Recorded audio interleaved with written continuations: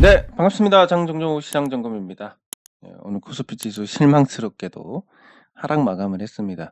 전반적으로 시장의 수급이 많이 망가져 있다 이런 모습을 연출을 하는데 그 핵심은 이제 배당 관련해서 유입됐던 이 프로그램 매수가 이제 매도로 전환하면서 배당락 이후로 거기에 따른 어떤 수급 불균형이 부정적인 영향을 주고 있다. 이렇게 볼 수 있습니다. 뭐 부동산도 마찬가지고 주식도 마찬가지고 이 거래 대금이 굉장히 많이 떨어졌습니다. 이 자산이 거래가 안 된다는 것은 자산의 가치를 떨어뜨리는 요인입니다. 금방 팔 수 있는 물건이라면 100만 원짜리면 당연히 100만 원짜리가 되는 거지만 당장 팔 수 없는 100만 원짜리는 100만 원의 가치를 못 합니다. 60만 원 정도로 봐야 되지 않을까? 금매로 팔아야 되니까. 그런 점에서 이제 주식 시장의 가치가 또 떨어지는 부분들이 생기는데 통상적으로 이 프로그램 매매는 약 한 달 정도? 1개월 정도 소진이 됩니다. 그리고 지금처럼 거래가 안 되고 매수를 받아주기 어려운 상태에서는 추가 하락의 큰 원인이 될 수 있다. 그래서 지금 시장은 급락 패턴으로 가는 데 있어서 걸림돌이 없는 상태입니다. 그리고 지금 작년부터 하락할 때 이렇게 쭉 보시면 고점 찍고 하락할 때 이 급락 패턴으로 진입하면 어김없이 단기 급락이 나왔습니다. 이 변동성 범위를 넘어서면 작년 5월에 한 번 빼고 쭉 미끄러지는 모습을 연출했는데 그래서 지금도 쉽게 내려갈 수 있는 자리고 급락을 할 수 있지 않을까. 아니면 뭐 작년 5월처럼 수습을 한다 하더라도 큰 틀이 하락이니까 요걸 또 극복하기가 쉽지가 않다. 흐름 자체가 여기서 하락을 멈추고 반등하는 거 이런 흐름이 망가졌기 때문에 참 녹록지 않은 그런 상태입니다. 시장이 이런 상태고 기대할 부분이 없고 뭐 늘 이제 그런 데서 반전이 나오긴 한데 사실 반전을 논한다는 자체가 아직까지 끝이 안 났다는 얘기일 수도 있습니다. 뭐 제대로 당해가지고 반등, 상승 이런 얘기를 할 수 없는 지경이 돼야 그래야 되는 건데 또 한편으로 본다면 그런 극단적인 어떤 상황보다는 우리가 그래도 많이 사회가 안정이 됐습니다. 그래서 이 극단적인 것보다는 또 적당한 시점에 수습을 하는 왜냐하면 위기를 겪어보지 못했던 사회에서 급락은 공포의 매도를 낳지만 위기를 겪어본 사회에서 급락은 또 저가 매수로 유입되는 자금이 또 역할을 하게 됩니다. 그래서 급락이 나오지 않고 극단적인 상승이나 하락이 나오지 않는다 이렇게 볼 수 있는데 사회가 안정이 됐고 그런 부분에 좀 기인해서 시장이 그래도 그럭저럭 버티는 흐름을 보여줄 것이다. 이렇게 생각하는 게 조금 더 확률이 높을 것 같습니다. 네, 그리고 코스닥을 보면 아이고.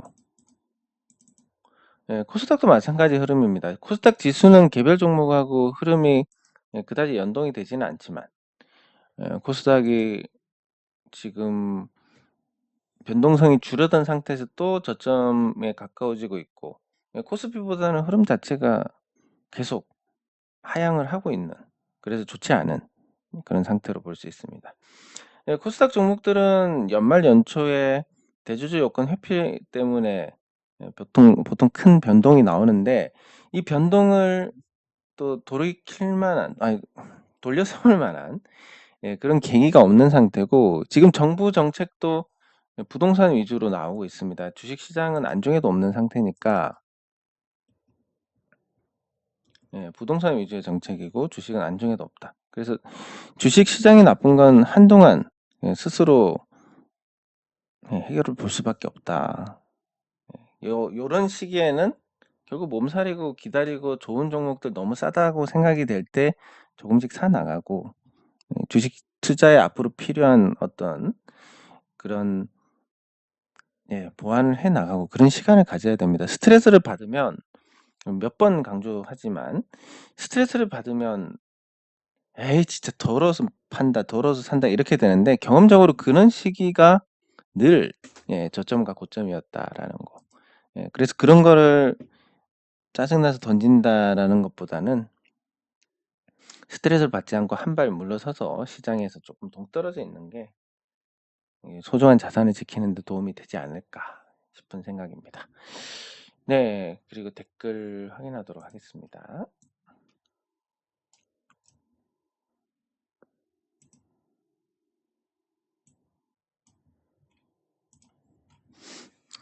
증시 전망 개인적으로 나쁘지 않게 녹화를 했는데 저 상태가 또 안 좋아 가지고 좀 듣기 불편하셨을 텐데 감사합니다. 새해 복 많이 받으시고 감사합니다.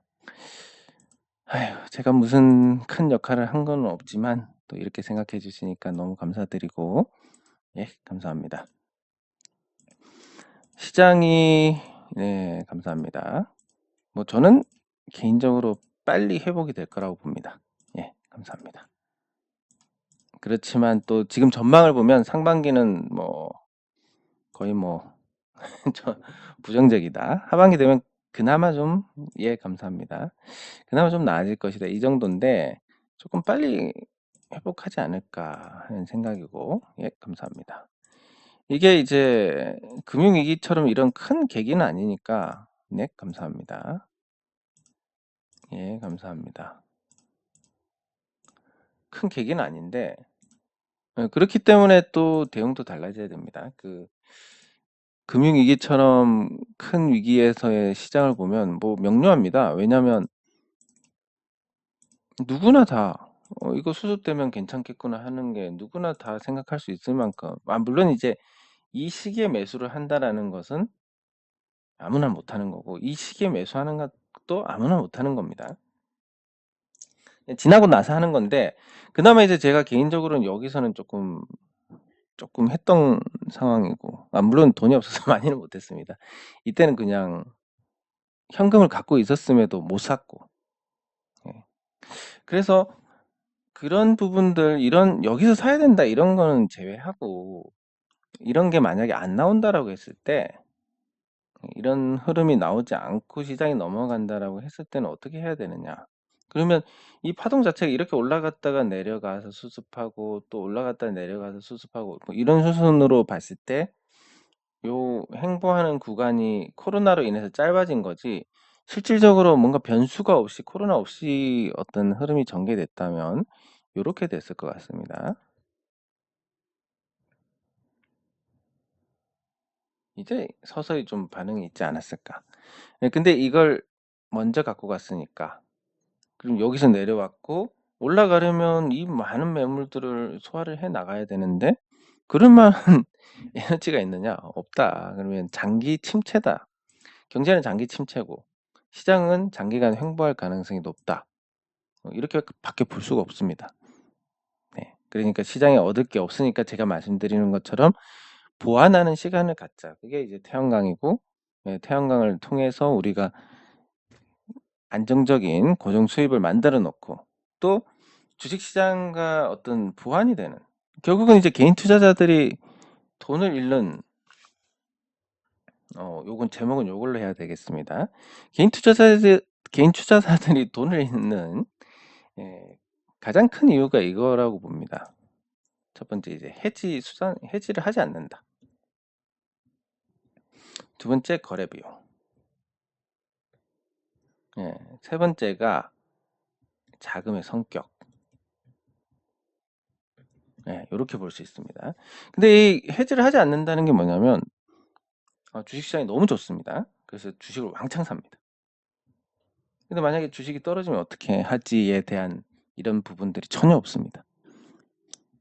그렇다 보니까 개인 투자자들은 한번 뜻하지 않은 상황이 만들어졌을 때 제대로 얻어 터지게 되고 그게 회복 불가능한 상태로 됩니다. 뭐 마이너스 30%를 하면 플러스 50%를 해야 되고 마이너스 50%를 맞으면 플러스 100%를 해야 회복이 됩니다. 근데 마이너스 30% 맞을 정도의 사람이 플러스 50%를 어떻게 할 것이며 마이너스 50%를 맞을 실력의 사람이 플러스 100%를 어떻게 합니까? 시장이 극단적으로 좋지 않은 이상은 못 하는 거고, 예, 그렇기 때문에 이런 부분에서 해지가 필요한데 그런 걸 하는 투자자들이 거의 없더라. 그래서 위험에 대한 해지가 없는데 이걸 우리는 이 태양광으로 보완을 할 수 있을 것이다. 만약에 주식시장이 빨리 좋아져서 태양광이 빨리 나빠진다. 네, 그러면 주식 투자에 집중하면 됩니다. 태양광에서 적게 나오는 거지 안 나오는 건 아니니까. 예, 그리고 거래 비용은 계속 매매를 하면서 하루에 한 번만 매매하면 거래소로 빠지는 금액이 굉장히 큽니다. 1년 누적했을 때. 그래서 본전만 돼도 한 50% 이상, 거래소가 내렸기 때문에 50%입니다. 50% 이상 수익 본 거 다 날린 거랑 똑같습니다. 네, 그래서 이 거래 비용이 다른 투자 주체들에 비해서 많고, 그리고 자금 성격이 급한 자금이 많습니다. 당장 뭐 몇 달 후에 써야 될 돈인데 주식에 넣습니다. 물론 잘 될 수도 있지만 결과는 대체로 안 되는 경우가 많습니다. 왜냐하면 이 자금 성격에 따라서 에이 그래 뭐 몇 년 기다려 보지 이런 성격인 자금과 당장 한 달 있다가 써야 되는데 이런 자금은 너무나 틀리기 때문에, 그래서 이 세 가지가 개인 투자자들이 잃는 가장 강한 이유가 아닐까 싶고, 그 이유가 없어진 투자자와 계속 유지가 되는 투자자는 당연히 다를 것이고, 그래서 저런 부분들을 없애 나가는 게 우리가 어떤 기법, 어떤 예측을 하는 것보다도 더 중요하다. 지금 시장이 정확하게 예측만 하면 되지 않냐. 시장 내려갔다. 근데 뭐, 차트 분석을 해보니까 2150에서 반드시 반등이 나오고 뭐 여기서 바닥 다지다가 올라간다. 뭐 이런 어떤 예측을 했다. 그리고 이 예측이 경험적으로 아니면 다른 어떤 연구에 의해서 굉장히 높은 확률이다. 물론 그렇습니다. 근데 그 확률이 100%다라는 확신, 아니 실제로 100%여야만 효과를 보는 거지 99%를 해도 99%인데 뭐 설마 1%에 걸릴까? 이런 매매 100번 하다 보면 한번 얻어 터집니다. 99%짜리가 있지도 않고. 네, 그렇기 때문에 개인 투자자들은 어떻게든 돈을 잃고 그 돈에서 아까 말씀드린 위험의 해지, 그리고 자금의 성격을 바꿔 놓을 수 있는, 그리고 자연스럽게 투자금을 줄여서 거래 비용 지출도 낮추게 하는, 그 한 번에 해결할 수 있는 게 태양광이기 때문에 계속 말씀을 드리는 거다라고 보시면 됩니다. 자, 그러면 종목, 특징 종목들을 한번 살펴보도록 하겠습니다. 한국전력이 크게 하락했는데 그 전까지만 해도 기대감이 많이 반영이 됐습니다.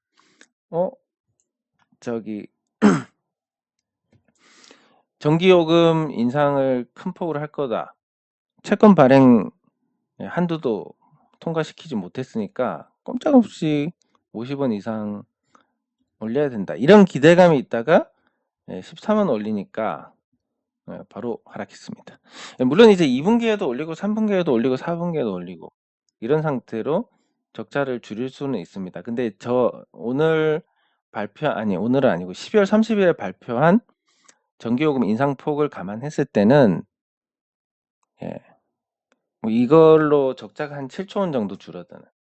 그럼 2분기에 올리면 되고 3분기에 올리면 되고 4분기에 올리면 되지 왜 이렇게 시장이 민감하게 반응하느냐. 이건 1분기에 이걸 다 올려가지고 적자를 보지 않는 상태로 가는 것과, 그리고 1분기에 적자가 줄고 2분기에 또 적자가 줄고 3분기에 또 적자가 줄고 4분기에 적자가 줄고, 자 이렇게 됐습니다. 그러면 처음부터 전기요금 한 방에 인상했을 때와 비교하면 이만큼의 공백이 생깁니다. 기간에 따른.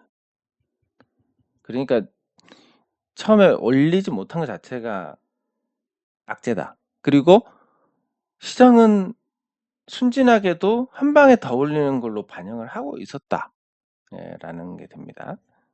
그렇지만 이제 이 적자가 지나가고 내년이 돼서 현실적인 전기요금이 안착을 하게 된다면, 그러면 한국전력도 좋을 거니까 저는 계속 2만 원 이하에서 사는 거 좋다라고 봅니다. 요 이하 2만 원. 2만원 이하 매수인데 기세 좋게 꺾였기 때문에 뭐 한동안 뭐 이런 상태가 되지 않을까 싶어서 뭐 저점은 좀 높아지더라도 계속 천천히 사시면 될 것 같고, 뭐 조금 더 이제 그 한국전력에 대한 기대는 금물이다. 정부가 개입하는 이상 시장이 바라는 일은 결코 일어나지 않는다. 이렇게 생각했을 때는 2만원 위에 가면 줄이고 2만원 밑에 가면 사고, 요런 좀 적극적인 대응도 필요하지 않나 싶습니다. 그리고 인트로조. 인트로조는 지금 오늘 잠깐 변동이 크게 나왔습니다. 보시면 이 그림에서 뭔가 거슬리는데 뭔지 인지는 못하겠습니다. 어쨌든 전날도 마지막 날도 변동이 크게 나왔고, 그리고 또 금일도 변동이 크게 나왔습니다. 그래서 이게 뭐 대주주 요건 회피 관련한 건가? 뭐 이런 추정도 할 수 있는데, 중요한 건 인터로조는 계속 매출과 이익이 성장하고 있고, 거기에 따라서 시장을 지금 이기고 있는 종목입니다. 뭐 또 언제 시장한테 질지 모르지만 시장을 이기고 있는 종목이고, 그리고 코스닥이 그렇게 내려가고 코스피가 내려갈 때도 잘 버티고 있던 종목이고, 이제 이 장기 추세를 보는 요 파라볼릭 신호를 봤을 때 예측을 한번 해 보겠습니다. 물론 이제 요것처럼 천천히, 아하, 이제 깨달았다. 일목이 없어서 그렇구나. 일목이 없으니까 앞에 공간이 없어 가지고, 그래서 조금 불편하게 생각을 한 것 같습니다. 훅 들어왔는데, 자, 그러면 여기서 자 보면 천천히 이 신호가 내려오고, 주가가 만약에 올라간다. 한 달, 두 달, 세 달, 3개월 후 주가가 상승세면 3개월 후에 요런 상승 신호가 나올 것이다. 그리고 이 월봉에서 이 신호는 굉장히 유의미한 통계를 갖고 있습니다. 그러면 이때부터 계속 올라갈 가능성이 크고 전고점 돌파해 가지고 조금 시원한 모습을 보여줄 것이다. 아니면 계속 그냥 여기서 왔다 갔다 한다. 5, 6, 7달 때쯤, 그러니까 한 7월 7월 즈음에 신호가 나오고 움직일 가능성이 있다. 요 두 가지로 이제 볼 수 있습니다. 예측일 뿐이니까 그냥 그림이 저렇게 될 수 있겠구나 정도 생각하시면 되는데, 그래서 3개월 후냐 7개월 후냐, 지금까지 기다린 거 생각하면 뭐 그것까지는 보고 뭐 대응을 종료하는 게 맞을 겁니다. 다만 이제 3만원 부근에 매물이 조금 충만한 상태고, 그래서 3만원 넘어가면 잠깐 줄이는 정도. 오늘 거의 도달은 했는데 도달을 하지 못해서, 그래서 3만원 위에서는 줄여 나가면서 또 밑에서 잡는 기회를 잡고, 이러다가 이제 3월이나 시장이 좋으면 3월, 시장이 나쁘면 7월. 근데 현재 시장의 어떤 전망을 봤을 때 7월 정도에 움직이지 않을까. 그러면 그때까지 보고, 만약에 7월에도 뭐 별 볼 일 없는데, 8월에도 별 볼 일 없는데, 이렇게 됐을 때는 정리하고 다른 종목을 찾는 게 바람직할 것 같습니다. 제너레이 새해 첫날에 그래도 뭐 시장 대비해서는 선방했는데, 특별한 거 없이 계속 지금 횡보 중입니다. 횡보하고 있고, 그게 다른 특징도 없고 거래량도 그렇게 많지 않고 이런 상태입니다. 그러면 이제 4분기 실적이 나와가지고 어떻게 되는지 추이를 보여줘야 되는데, 4분기 실적은 예상보다는 약간 저조하지 않을까 싶고, 그래도 뭐 그 코로나 때 제외하면 아주 꾸준한 이익을 올리고 있고, 그로 인해서 자산 가치가 계속 증가하고 있는 모습을 보여주기 때문에 기다리면 됩니다. 어떤 의미냐면, 제노레이가 1년에 한 70억씩 좋아진다. 변동에 따라서 한 100억씩 좋아진다고 하겠습니다. 영업이익이 150억 가까이 나오니까, 그리고 1년에 100억 플러스가 됩니다. 현재 시가총액이 1131억. 그럼 제노레이가 1년이 지나고 2년이 지나고 3년이 지나고 4년이 지나고 5년이 지났다. 그러면 500억이 좋아집니다. 여기 기준으로는 50% 정도 상승 요인이 발생을 하는 겁니다. 근데 이게 이제 이대로 지켜지면 주식이 얼마나 식겠냐면은 이게 또 반영이 안 되다가 한 번에 반영이 되기도 하고 아니면 먼저 반영을 하기도 하고 등등 제각각입니다. 다만 이제 지금 시장을 보면 먼저 반영, 요건 좀 어려울 것 같고 그러면 나중에 한꺼번에 반영.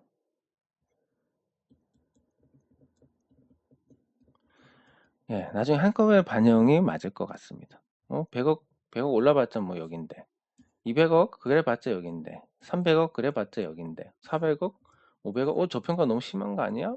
빵. 그래서 뭐 이제 5년이 걸린다는 얘기가 아니라 이렇게 이제 조금 뒤에 반영이 될 가능성이 높으니까 스트레스 안 받고 잊어버리는 게 상책이 아닐까 싶습니다. 네, 요런 상태. 그리고 저기 삼양엠텍. 삼양엠텍도 재밌는 소식이 있는데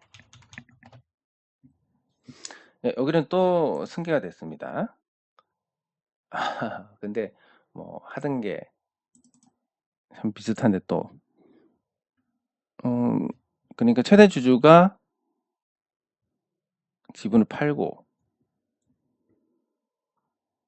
2.31%를 팔고 그리고 그 2인자가 이제 주식을 사서 또 실권을 쥐고 이런 구조가 됩니다. 재밌게 가고 있는데 항상 이런 식으로 이제 그 직원들끼리 승계를 하고 뭐 나름 자기들끼리 그런 룰이 있는 것 같은데 이게 자본시장법 위반이 아닌가 싶은 생각인데 뭐 어쨌든 또 문제를 삼을 만한 그런 시간이 있을 것 같습니다.